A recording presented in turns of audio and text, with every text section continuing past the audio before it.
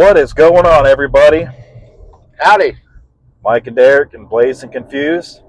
And we are clearly in the car and we are going on a road trip. We're going to do a topic I know a little about. Derek sent me some information on it. I decided not to look into it because I like to go in things without knowing and then discuss it later.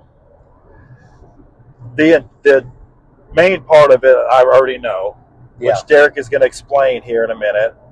And we've actually discussed it once with the Sorry It Got Weird guys, but yes, with but the other I believe podcast. it was I believe it was in the studio, so it's nothing you and I have recorded. Right, and it's unreleased. Footage. So the story that Derek's going to tell you about is what we're going to. We're going to a location that matches this story to check it out for ourselves, check out the surrounding area. Yeah. So without further ado, let's do it, dude. What are we doing? What do we got going on? All right. Well, I feel it necessary because this topic is out there. It's weird and it's a little hard to swallow. So I kind of want to give a little bit of background, and so bear with me because this may take a few minutes, but I kind of this whole thing has been kind of leading up to it for a long time, and it's surprising in nature. When I was a kid, I absolutely loved anything weird, bizarre, paranormal, UFOs, cryptids, stuff like that. And so I would read any book I could get my hands on from a young age. And in addition to that, I liked horror films. And my favorite, especially at a very young age, my favorite type of movies were werewolf movies. Okay. And when I would research werewolf movies, I was surprised at such a young age to find out that werewolves weren't only in fiction and film, but they were in folklore as well. In fact, there's accounts and stories going back to ancient Rome of werewolves and werewolf worshiping cults and things like that.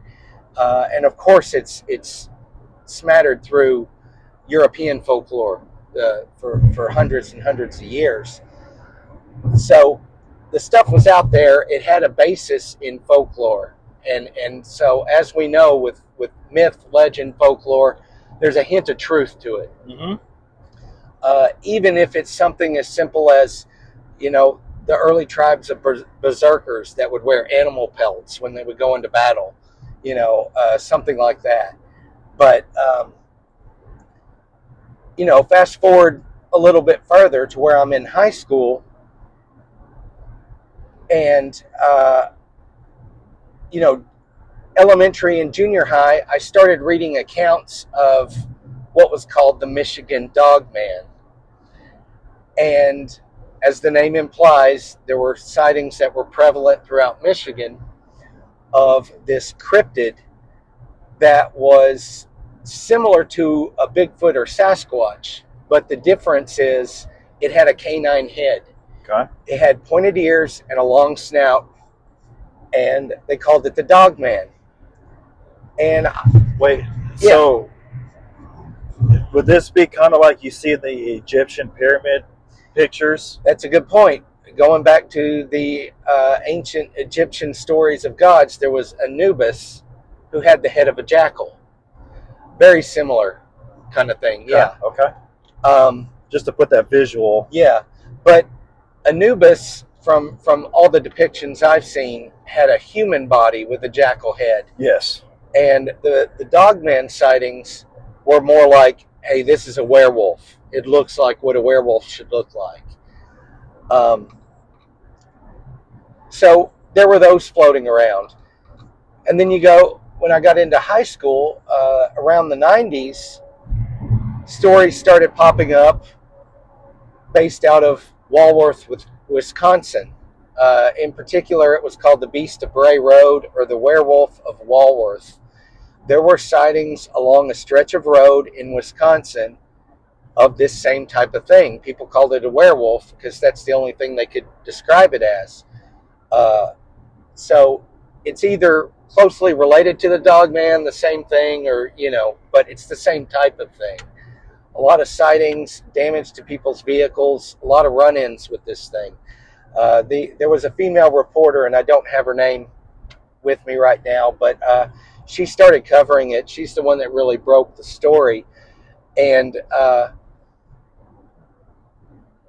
what she stumbled upon was there weren't just these handful of sightings, there were a number of them. And when she started digging deeper, she was going to like animal shelters and also to the sheriff's station, and she found that there was a folder that was labeled werewolf sightings. Oh, wow. So there were that many, and they were that common. And the sheriff's department, even though it was kind of tongue-in-cheek, they actually issued silver bullets to their deputies. I would love to find one of those silver bullets. Yeah, and they said, I've never seen it, don't know that I believe in it, but just in case, it was Right. that kind of thing. But anyway, that kind of led me down, a rabbit hole of this particular type of cryptid, and sightings started coming in from all over the country, stories and accounts. And last couple of years, I decided to say, hey, maybe there's some sightings in Arkansas. And there are a lot of sightings in Arkansas. It's crazy. I was very surprised to find that. And say what you will about it, believe it, don't believe it, it's still interesting. There's a lot of sightings. Some people even say these sightings are being confused with Bigfoot sightings, if you want to stick in the realm of what the hell. Right. But, and as far as local sightings, there are accounts from all over the state, really, but there are accounts in Ozark National Forest. Right. There's sightings that hunters have discussed fairly recently on podcasts around Table Rock Lake. All kinds of stuff that aren't too far away from here. But there's one in particular, an account that is in the Huntsville area near Fayetteville, which is just down the road from us, and that's where we're going today. And I had not found this sighting or heard of it until I found an account that was given on the YouTube channel, What Lurks Beneath. It's a good channel. The guy takes sightings of different things and weird occurrences, and he presents them in a storytelling format. So he basically sits there and narrates a story about it to you, and it's really well done. If you're not familiar with What Lurks Beneath, check it out. And if we can remember, we can put a link up to this particular account. If we remember. Yeah, if we remember. We're bad about remembering to. I'm notorious. Kind of on that subject. The last video that I released was about us talking about the Epstein Palm Beach Pete. Yeah. And I started uploading and I got it all ready to go, and had to cancel it because I said, if I remember, I'll put a picture. Yeah. Of them side by side at the end, so I had to go back and try to honor my word. But all right, we're working on it. Yeah. Anyways, continue.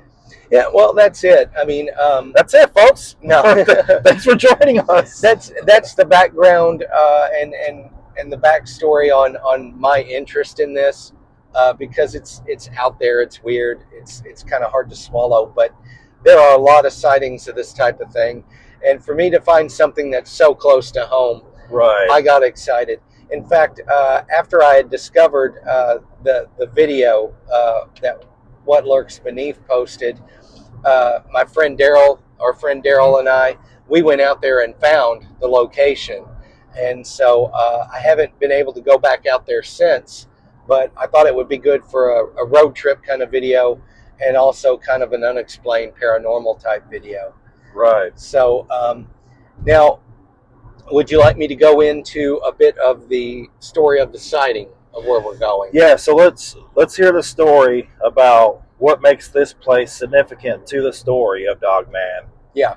And some of this I know, and I'm sure I'm going to learn more about it Derek did send me a link to watch that video. Yeah. However, I chose not to watch it because I like to, how do I word this? I like to do things without knowing. Yeah. And then do a deep dive afterwards. I know it's probably backwards from what most people do, but to me, I like the reflection of, Yeah. okay, I've been there, I've seen this, I documented this. Here's more information, and if it's enough for me to go back, then I go back. Yeah. But this is how I like to learn. Yep. Minus the blindfold, because I don't trust him blindfold. Yeah. Yeah, And I don't like to drive while blindfolded. Yeah, it makes things weird. One time, that's all it took. Yeah. Learned my lesson. It takes me a few. We're crossing into Washington County now, which is the county that Fayetteville and Huntsville are in. So we're getting closer. So what's significant about this location? What was it that made you, I got to go there? And again, the storytelling aspect was well done on what lurks beneath. I'm going off of memory of that video and what I learned about it. But the story goes, this happened, I want to say this happened sometime in the early to mid 90s. It sounds about right. But there was a family that was, they lived down Highway 74, which if you're traveling 74 and going west, you will go into Huntsville. And then if you make a right and head north, you'll go into Fayetteville. Well, the family had an outing one night, and it was late winter, early spring, and they were coming from Fayetteville heading back home. So they would go south and then head east on 74. As they were heading east, they got to a location which is where the Wesley Cemetery is.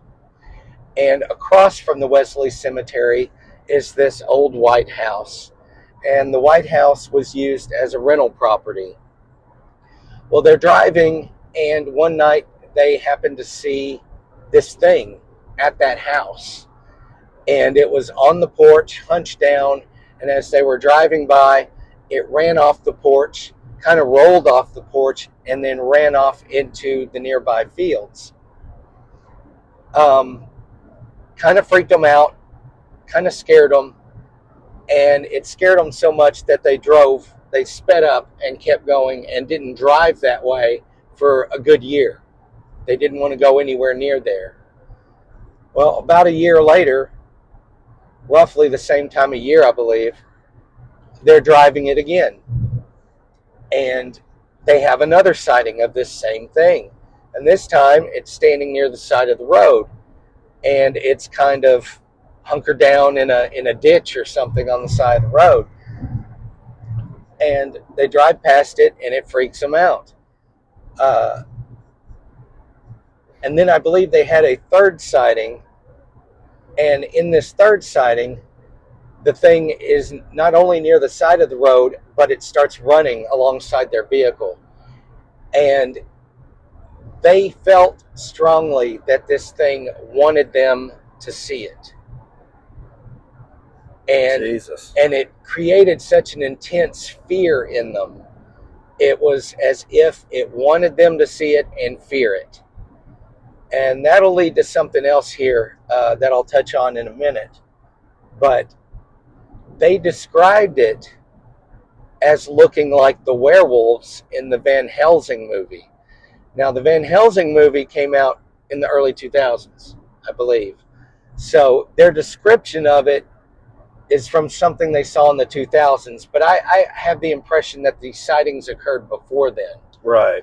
And I don't know if it was something that was said in the other video that could validate that or verify it, but that's the impression I had. Anyway, going off of what this thing could be,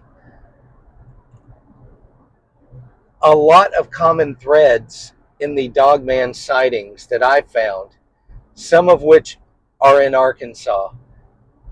There are two similar outcomes that happen with these.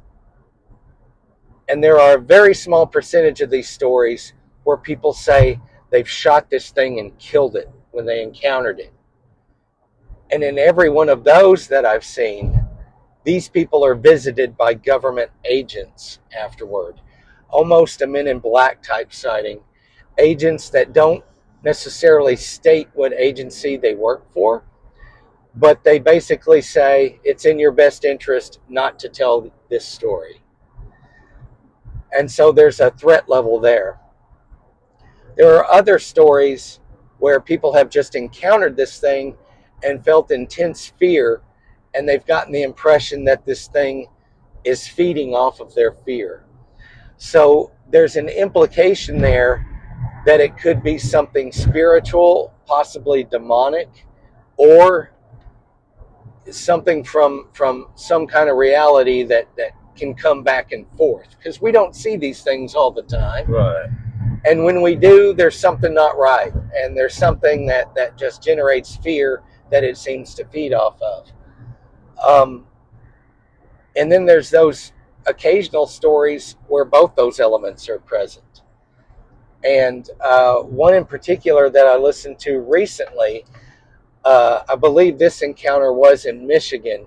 There was a truck driver that shot and killed one. And he started telling this story to people, and he was visited by government agents.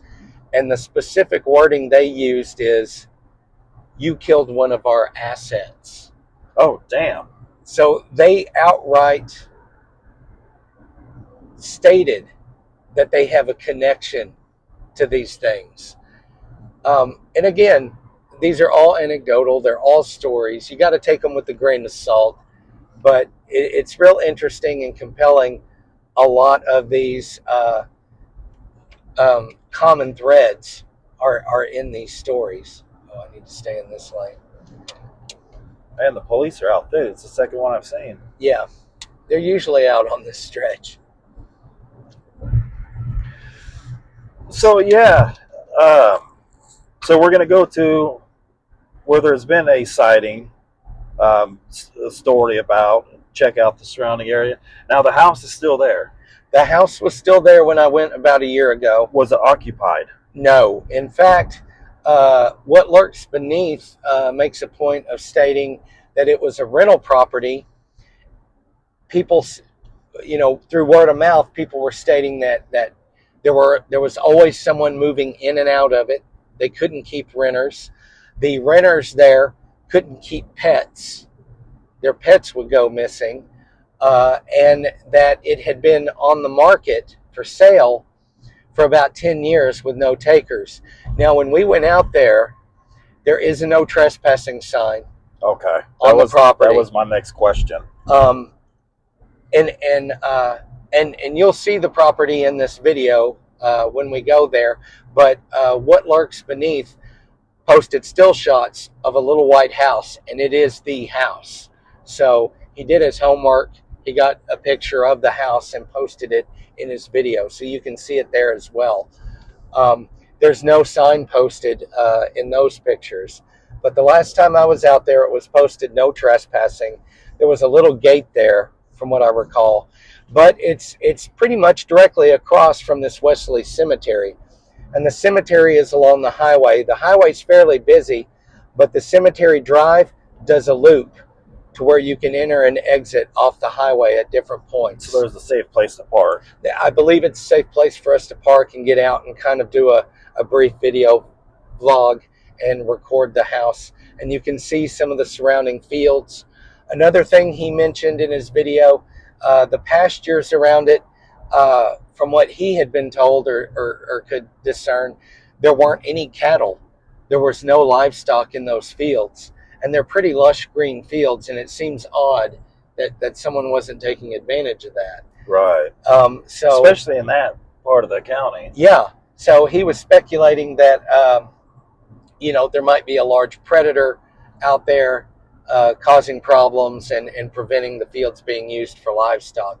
Now, one thing I do want to point out, and I don't want to mention this as any kind of a negative view on the people of this area, but Huntsville does have a reputation for meth, Yes. So we're going during the day, and we're going to be very careful. We don't like to go where we're not wanted, and we don't like to go where there could be trouble. So There's going to be you a have lot to. of nice people there, Oh yeah, but yeah. And when I went, I never had any run-ins with anybody or any issues, but you could see the potential for it. yeah. There, you just see some people here and there, and okay, don't want to interact with that person. I want to be safe. I want to be careful. So we're definitely not going to stir up trouble, and we're definitely not going to harass anybody. No, and when it comes to no trespassing, I'm a guy that would love to go in that house and explore around it, peek in the windows. But as soon as there's a sign, I stay clear of it. Yeah. I don't want to get any charges, don't want to get arrested, don't want to be trespassed. Yeah. Um, and but if there's no sign, yeah, today, yeah, yeah. If there's no sign, I mean, we could park over there or park at the cemetery and cross the highway and look around. I would love to. I would love to look around that property, see if there's signs of anything. yeah, Now that particular story, like I said, it was late '90s or early 2000s, most likely. So it's been almost 30 years. It's been 20 at least. So the likelihood of there still being something there is slim to none. But it's still neat to go and view a location like this and actually see where something like this was reported. it really is, because in most cases that we talk about and learn about, it's somewhere else in the country, you know. So it's nice to see that it's in our own backyard this time. Yeah, yeah, just down the road from us. In fact, we're almost to our exit in Fayetteville. We do have a little bit of driving beyond this on an old highway. In fact, we're going to drive right past the neighborhood where Chris Moore and Derek McCumber and myself lived when we lived together here in Fayetteville after college. So a couple of the guys from Sorry It Got Weird, we used to live out here just down the road from where this thing was sighted at roughly the same time. So kind of odd. Of course, we didn't have the technology back then to learn about a lot of this stuff. So that'd been even more cooler if you knew back then. And you can't blame anyone for this, but if you experience something like this or see something like this, you're going to keep your mouth shut for a long time. You're going to tell very few people, because especially back then, there was still a stigma, even with stuff like ghosts or UFOs. You're a nut job if you start talking about this stuff. And that's still around today to a degree, but to a less degree. I feel like the 90s was a major push on, Bigfoot, UFOs, Mothman, Dogman, even the satanic panic that was sweeping the country. Yeah. And it's one of those things, like the satanic panic thing, which we'll be doing a video at some point about that with the West Memphis 3, and sometime in the future. But I feel like it's one of those cases where, like, somebody either has an experience or just makes a story. And back in the 90s, stuff like that just took over. Yeah.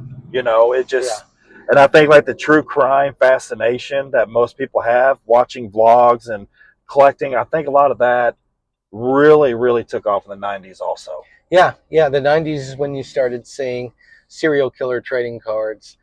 You got to remember, too, the 90s was when the X-Files was big. It's always been in popular culture and film, but it ramped up. It gave it that push. Yeah. It gave it that push. It really did. And then it seemed like, in my life anyways, it kind of faded out for a while until I met this guy. And, yeah, not this guy, the guy that's in the trunk. Yeah. We may let him out later. Yeah, you guys will never meet him. And then we started sharing stories, and that's when we realized we had a lot in common. Now, Derek does a more deep dive than I do. I'll hit it for a while, then I'll move on to it next. My brain is all over the place, and I have many interests of many different subjects. But yeah, so there you have the backstory. You have the story of what we're going to.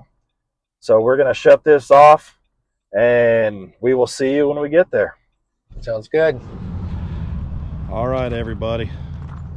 We are at, there's Derek doing Derek things. We parked at the Wesley Cemetery.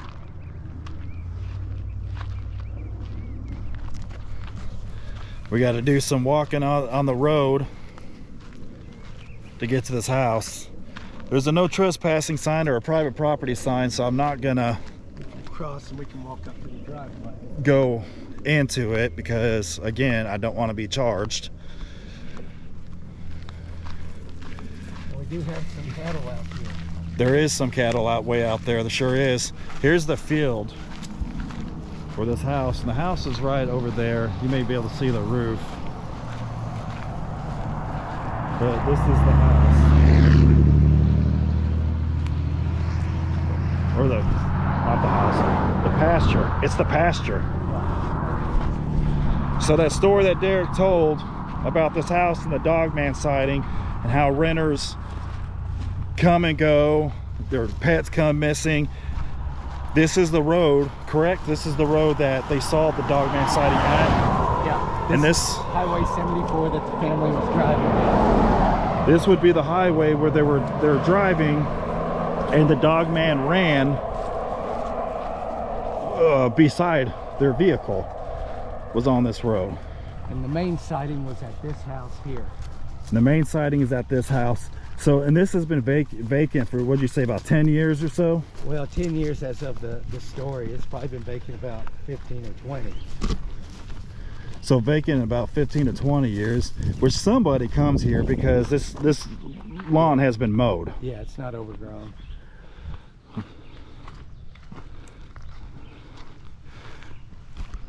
There is a massive wasp nest up there. Yeah. So this is the house where the Dogman sighting was. Well, this is a cool tree. I like that. And that's the porch that they saw it run and tumble off of.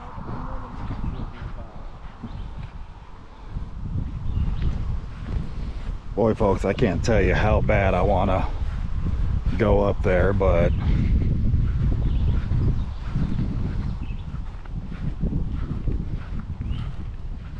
so imagine living in this house, happy little family, and you have this beast, Dogman,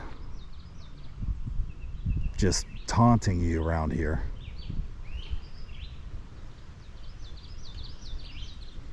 You know, when I look at old houses like this, I always think about, envision if it's just thriving.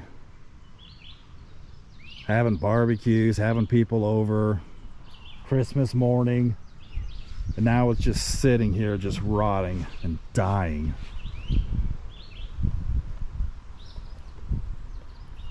What do you think, dude?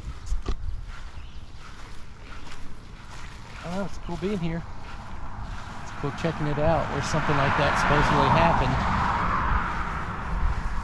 And if there's gonna be anything like that, a cryptid or a weird animal, you know, this is a prime area for something like that. There's nothing but pastures and woods and pastures all around us, both sides of the highway. It's wild. I don't know if you guys can see it, but like off in the distance is another huge hill with pasture land. So I mean, it really is the best of both worlds of pasture and woods. Yeah. And then there's a lot of pasture in the back there. So you think if the Dogman was running through, he'd be exposed.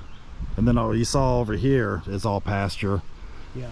So it'd definitely be exposed, but then you got the wood line here that looks thick. Well, one of the points that was made in the What Larks Beneath storytelling was that it was late winter, early spring, so there wasn't a lot of foliage. Okay, so it was more barren. And they were able to see it on the porch and running into the pasture. And so, you know, most of the year you wouldn't be able to see it probably.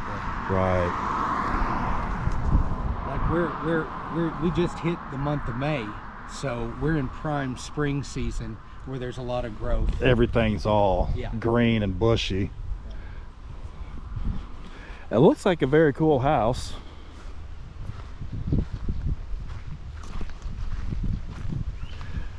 You know, I wouldn't make a very good urban explorer because it's taking a lot in me right now not to walk up there and peek through a window. I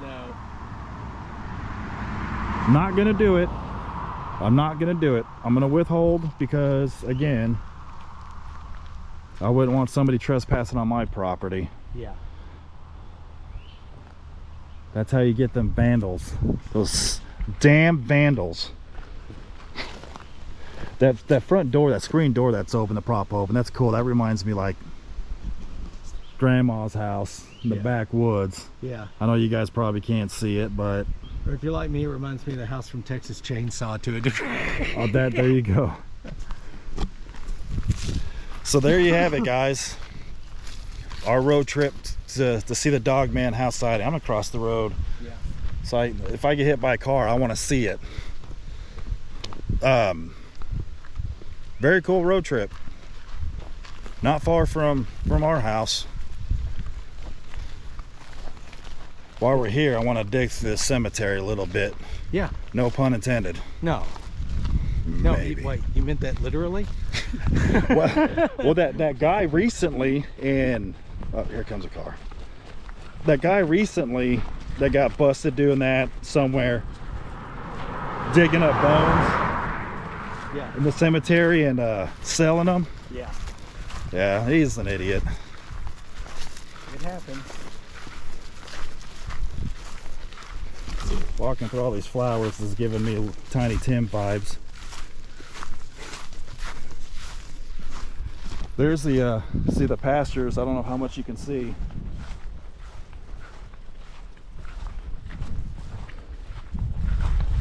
Imagine going down this highway and a Dogman werewolf looking thing starts chasing you In the middle of the night. in the middle of the night, running alongside your car without a care in the world.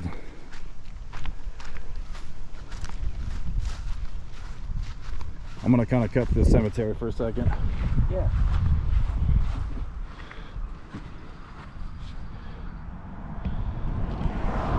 Korean War, rest in peace. Thank you for your service, sir.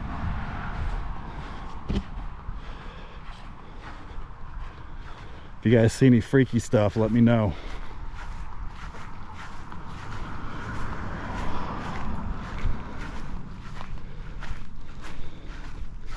There's Townsend. There's a lot of Townsends in this area. We went to a cemetery at War Eagle Mill. And there's a lot of the Townsend family there too. Do what? It's an odd headstone. Oh wow. I mean, it's not an old one, it's a recent one. Because it looks like they were born in the 50s. Passed away maybe 2012. 2012 David, yeah. David Hickson. Wow. Oh, here's a proper one for him. Oh, okay. There's, That may have been a temporary. yep, there's a proper one for him. Yeah. Oh, that is horrible. That's a baby. Yeah. That is horrible.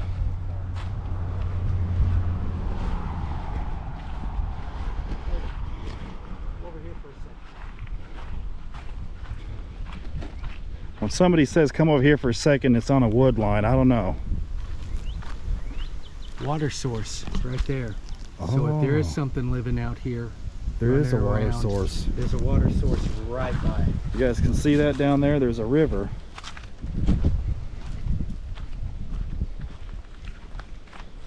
That is cool. You know, in this area, there's a lot of, because across this cemetery, where some of my wife's family's buried, is right next to a river. Yeah. There's, man, I just don't know if you guys can see off in the distance. I mean, it's just rolling pastureland hills. You got the river. What a beautiful area.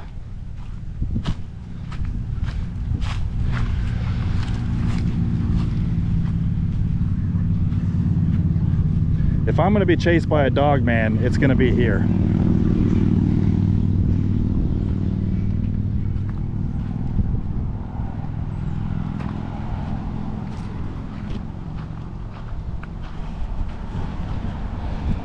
Walking through the Wesley Cemetery. I know this is kind of extra for a video, I love cemeteries. Love them. Love seeing the different headstones, and you never know what kind of cool stuff you may find in a cemetery just by walking through them. Jessica and I do a lot of that, and then you come across some things that nobody wants to see. A child, another child. Very cool headstone. Yeah. Tragic. I've always said to my family, however I die, they should put that on my headstone, because I always wonder what people die from. Put that on my headstone so everybody knows. Look at this tree. I'm gonna turn the camera back around. This is just awesome. Look at this tree. Look at that tree.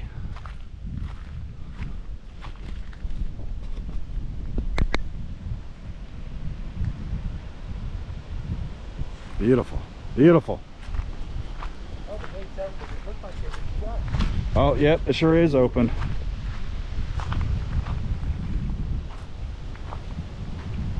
Let's see what's on this billboard. Nothing. Just a piece of paper.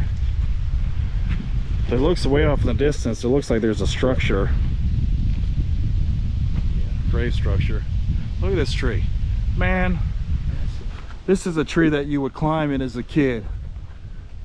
Right, and just for This is some huckleberry fan For a trees. vantage point, you can see the house, Yeah, you see that tin roof. Dogman house, and if you want to pan across, people can get a good idea of the pastures and fields that way. And there are cattle there now.